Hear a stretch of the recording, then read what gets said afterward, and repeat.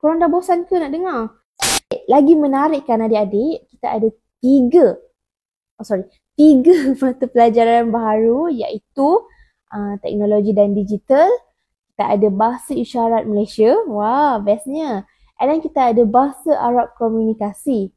Okey, untuk teknologi dan digital hanya pelajar tahap 3 iaitu tahun 5 dan tahun 6 dan juga menengah rendah je. Tingkatan 1, tingkatan 2, tingkatan 3 saja yang terlibat untuk belajar teknologi dan digital.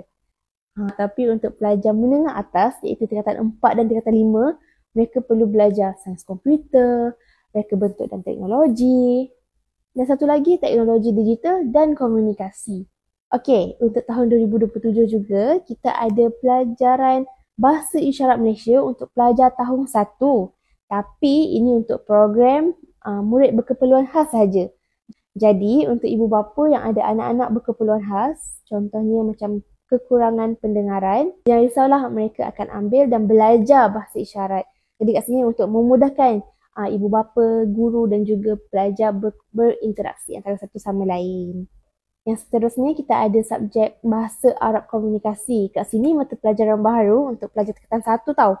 Tapi penawarannya dilakukan secara berperingkat untuk pelajar sekolah menengah kebangsaan dan juga sekolah asrama penuh.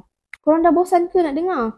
Sikit lagi. Untuk tahun 2027 nanti kita ada program pembentukan karakter. Apa tu program pembentukan karakter, Kak Ina? Okey, baru-baru ni kita punya Menteri Pendidikan iaitu Fadil Nasidik, dia mengumumkanlah ada program pembentukan karakter akan dijalankan di sekolah.